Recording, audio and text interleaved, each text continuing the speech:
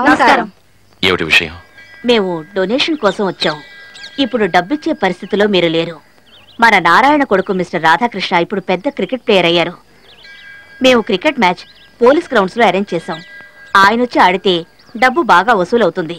ఆ డబ్బు అనాథ పిల్లలకి యూస్ఫుల్ గా ఉంటుంది. ఆ కుటుంబం గురించి మీకు బాగా తెలుసు. మంచి మనసున్న గాయత్రి ఇప్పుడు ఇక్కడ లేదు. రాధాకృష్ణని ఆడమని చెప్తే బాగుంటుంది. తప్పకుండా చెప్తాను. వెళ్ళండి.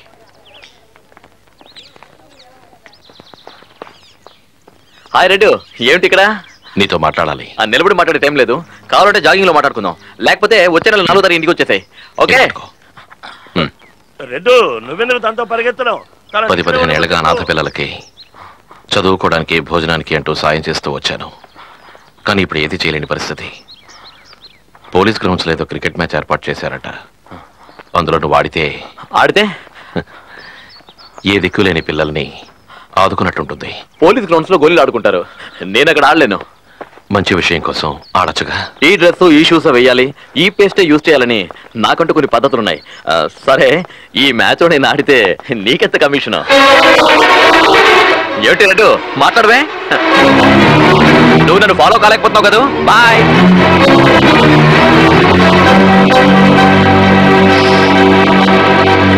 సుపుత్ర ఆగరా. ఏంటి మిస్టర్ నారాయణ, ఒంట్లో షుగర్ తగ్గించుకోవడానికి డాక్టర్ పరిగెత్తమన్నాడా? లేదురా, సాల్ట్, ఉప్పు. మనకి రెడ్ పెట్టిన అన్నంలో ఉన్న ఉప్పు. పోయా నాయన, వంశోద్ధారక. గొప్ప గొప్ప వాళ్ళందరూ రెడ్ ముందు నిమిషం మాట్లాడడానికే భయపడతారా? అలాంటి రెడ్ను మర్యాద లేకుండా పరిగెత్తింతావా? ఒక మాట చెప్తారా, నువ్వు ఎంత పరిగెత్తినా నీ ఒంట్లో ఉన్న కొవ్వు మాత్రం తగ్గదా? కాస్త నోరు మూస్తావా? పోరా, బుద్ధి లేకుండా. చదువు సంజ లేకుండా పొద్దునే ఆడి గెంతుడానికి వచ్చి గెంతులేస్తున్నట. ఓ మాట చిత్రాన్ని జ్ఞాపకం పెట్టుకో. జీవితంలోనైనా గ్రౌండ్ లోనైనా నిదానమే ప్రధానం. తొందరగా పరిగెత్తామనుకో రన్అట్ అయిపోతావు. ఎలా రే, నేను కూడా టీవీలో క్రికెట్ మ్యాచ్ చూస్తున్నానులే. ఎడకారం ఆడుతున్నావా? నాశనమే.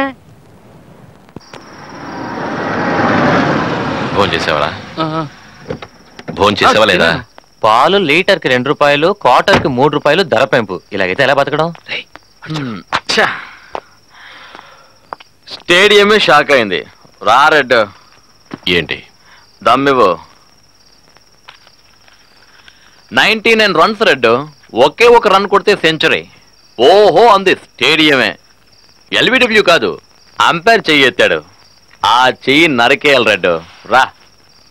తాగుందో, రేపు మాట్లాడుకుందాం. అడ్వైజ్ వద్దు రెడ్. నే సెంచరీ కొట్టకుండా చేసిన ఆ స్టేడియంలో ఆ అంపైర్ చెయ్యి నరికేయాలి. గ్రౌండ్ లో ఆ రోజు నువ్వు అడిగావుగా, అంతకంటే ఎక్కువ డబ్బిస్తాను. రా. రాధాకృష్ణ, ఇప్పుడు నీ పరిస్థితి బాగోలేదు. ఏదైనా రేపు ఉదయం మాట్లాడుకుందాం. ఇప్పుడు వెళ్ళావు. అరే చెయ్యి, నాకు తెలుసు. నోరుగా. మనం మాట్లాడకూడదు రెడ్డు. రేపు ఉదయం తెగిపోయిన వాడు చెయ్యి గురించి ఊరే మాట్లాడాలి. మత్తులో ఎన్నో విషయాలు చెప్పాను, చేశాను. నీకు తెలీదు. ఇప్పుడు అలాంటి పనులు నేను మానేశాను. వెళ్ళు. నిన్ను నేను ఏమో అనుకున్నాను రెడ్. ఏంటి నీ పవర్ పోయిందా? ఇక అంతేనా? పోవయ్యా, నిన్ను నమ్ముకు రావడం వేస్ట్. ఏమిటి నువ్వు చేసింది? ఉమ్మాను రెడ్. ఎక్కడుమ్మావు? రథం మీద.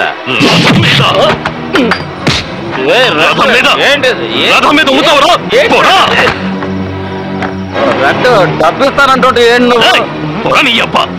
ఎవరికి కావాలా నీ డబ్బు? పోరా పో. అమ్మడి ఎంతో కమ్మనిది, అందరికీ ఎప్పుడు వందనిది. నవమాసాలు నన్నే మోసింది, తను నాకై ఎంతో త్యాగం చేసింది. నీ పేగు తెంచుకున్న ఈ జన్మ నీ ప్రేమ పంచుకొనలేదమ్మా. తనువు గాయాలు ఆరేను, ఈ మనసులో గాయమారేనా?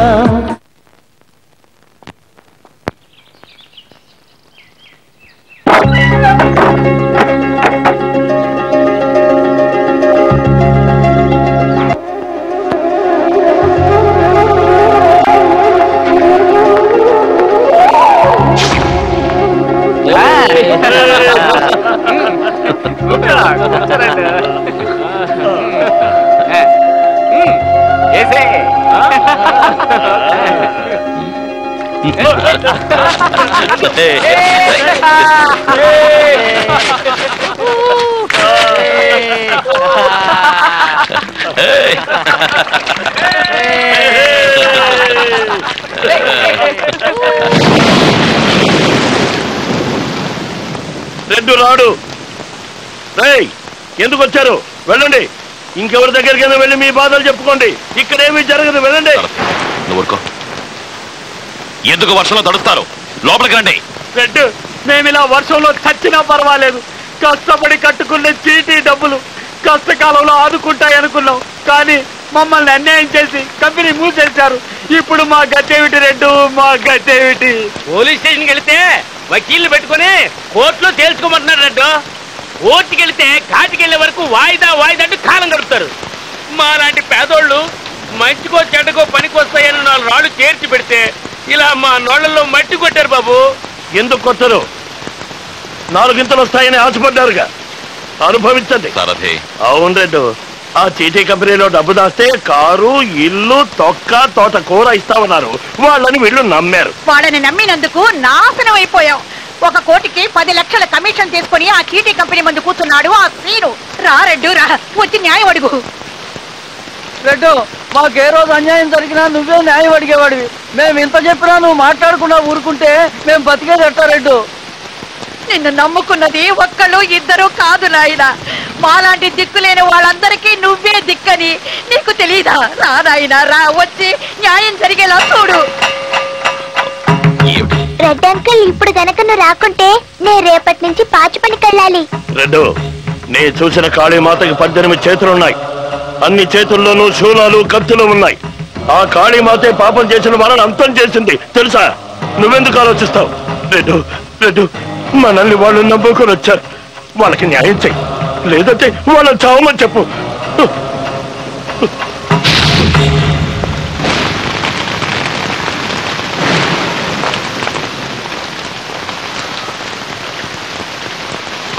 రండి.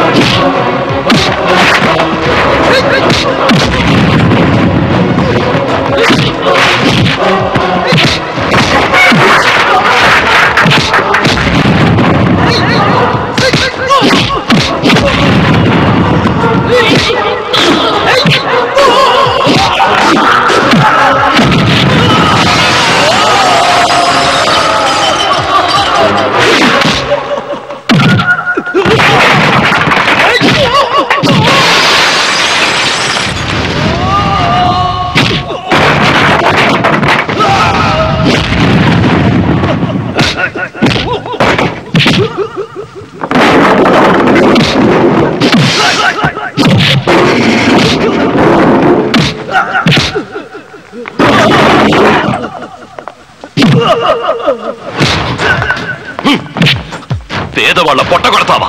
పదరా.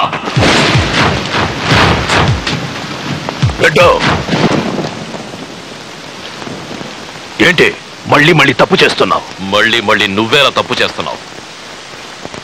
నీకెంత కమిషన్ కావాలో అడిగి తీసుకో, ఇందులో జోక్యం చేసుకోవద్దు. నాకు కమిషన్ ఇచ్చి నన్నే కొనాలనుకుంటే శాలరీని లేపేస్తా. పెట్టిన డబ్బుకి వడ్డీ ఎక్కువ ఇవ్వాలి. అందుకు వేరే బిజినెస్ చేశాను. ఇప్పుడు నష్టం వచ్చింది, ఏం చేయమంటావు? నష్టం చూపించడం కోసమే వ్యాపారం మొదలెట్టావు. నీ హరికథలు నా దగ్గర చెప్పకు. డబ్బేమని చెప్పు. నో, కోర్టుకు పో, కేసు పెట్టుకుపో, పోరా.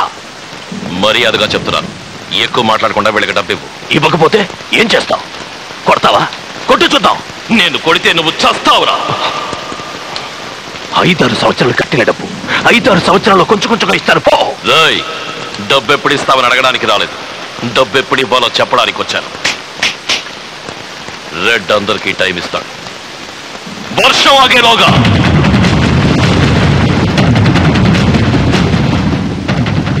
ఇస్తాను. అదే అదే అదే అదే ఇక మీద మమ్మల్ని అందరినీ రక్షించేవు రెడ్డు. మోసం చేసిన వాళ్ళను కొట్టిన వేరుకొట్టుడు భలే ఉంది. నీ చెయ్యి ఎరగదీస్తుంది, దానాలు చేస్తుంది. సంతోషం రెడ్డు, నువ్వు చల్లగా ఉండాలి.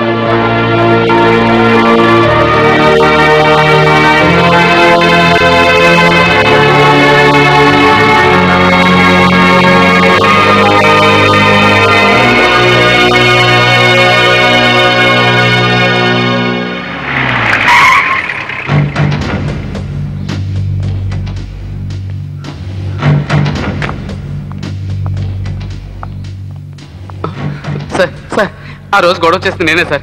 నన్ను అరెస్ట్ చేయండి సార్. ఈ గొడవకి రెడ్డికి ఏ సంబంధం లేదు సార్. నన్ను అరెస్ట్ చేయండి సార్. నువ్వు ఊరుకోరా సార్, వాడు అమాయకుడు. మీరు నన్ను అరెస్ట్ చేయండి సార్.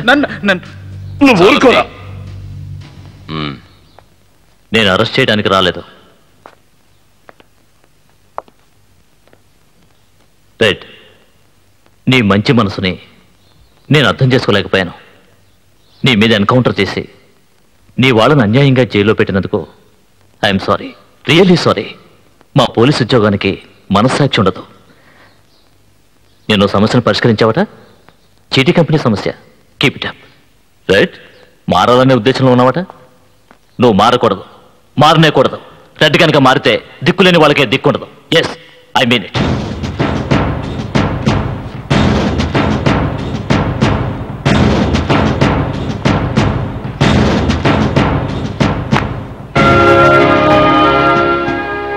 మిస్టర్ రెడ్, మనసును చంపుకుని ఎంతో మందికి వేస్ట్గా నేను సెల్యూట్ చేశాను. But today hats off to you. నేను ట్రాన్స్ఫర్ వెళ్ళట్లేదు, రిజైన్ చేసి వెళ్తున్నాను. చట్ట ప్రకారం నేను విధి లేక కొన్ని అన్యాయాలు చేశాను. అది నా మనసాక్షికి ద్రోహం అనిపించింది. అందుకే సారీ చెప్పాలని వచ్చాను. నీలాంటి వాళ్ళు ఇద్దరుంటే చాలు, మా డిపార్ట్మెంట్కి గౌరవం పెరుగుతుంది. నీలాంటి తమ్ముడు నాకు లేడని నేను బాధపడుతున్నాను.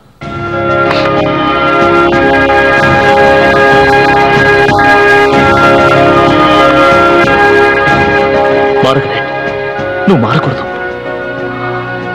God bless you. వస్తాను, మారొద్దు.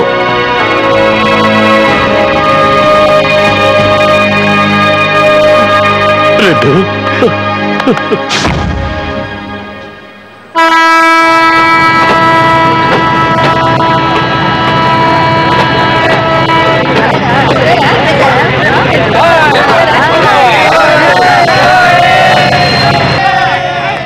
చేసిన స్వాతి పాఠకులందరికీ మా అభివందనాలు. 5 నిమిషాల్లో ట్రైన్ కదలబోతోంది. దయచేసి అందరూ మీ స్థానాల్లో కూర్చోవలసిందిగా అభ్యర్థిస్తున్నాను.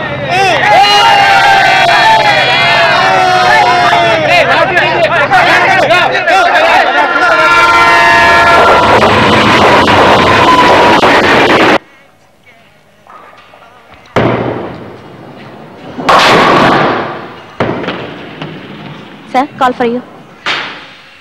హలో, హాఫ్ అన్ అవర్ తర్వాత వచ్చేయండి. డిస్టర్బ్ చేయదు. Okay sir. I'm Radhakrishna. I'm Rahul. I know sir, your the chairman of Rahul group of companies.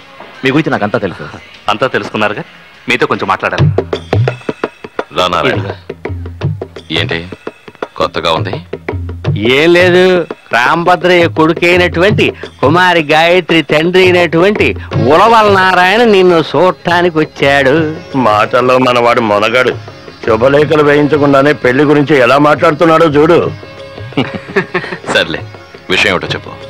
ఏం లేదు, మా అమ్మాయి వచ్చేస్తుంది కదా, అందుకని దాన్ని నీ చేతుల్లో ఎడదాం అనుకున్నాం కదా. 3 ముళ్ళు వేయించేస్తే మరి. సరే కూర్చో. లేదు పర్లేదు. కూర్చో నారాయణ. లేదు పర్లేదు. ఇప్పుడు కూర్చుంటావా లేదా? నేను మిమ్మల్ని రమ్మడానికి కారణం, లాస్ట్ ఇయర్ బాస్టన్ యూనివర్సిటీలో మీ సిస్టర్ గాయత్రిని చూశాను. అలాగా? క్యాంపస్ ఇంటర్వ్యూలో తనే ఫస్ట్ వచ్చింది. స్టడీస్ పూర్తి రాగానే గాయత్రి నా కంపెనీ పూర్తి బాధ్యతలు తీసుకుంటే బాగుంటుంది అనుకుంటున్నాను.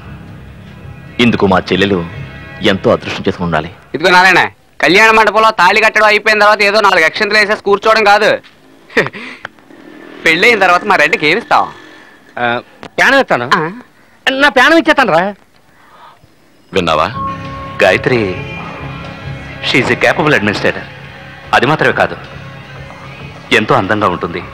తను నా కంపెనీలో జీఎం కావడం కంటే నా లైఫ్ పార్ట్నర్గా వస్తే ఎంతో సంతోషిస్తాను. నువ్వు విన్నాళ్ళు ఇక్కడికి వస్తూ పోతూ ఉండేవాడివి, ఇక ఇక్కడే ఉండిపోతావేంటి?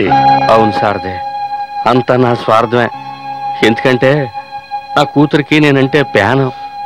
ఏటో తెలీదు, దాన్ని గుండెల మీద వేసి పెంచానుగా. పెళ్ళి అయిపోయాక నన్ను మర్చిపోతావా రెడ్డు?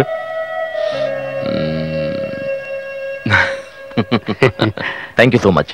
Thanks a lot. ఒక్క ముద్దు. ఏమిటి ఏమిటి నారాయణ?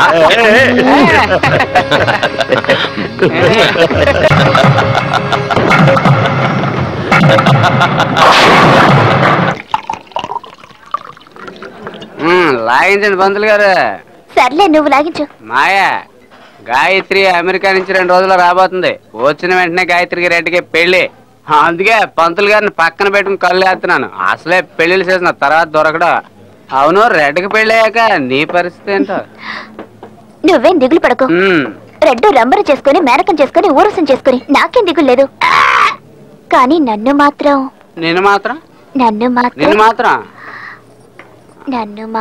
తొందరగా చెప్పి అమ్మా, టెన్షన్ పెరిగిపోతుంది. నన్ను దోచుకుందువటే, నన్ను దోచుకుందువటే వన్నెల దొరసాని, కన్నులలో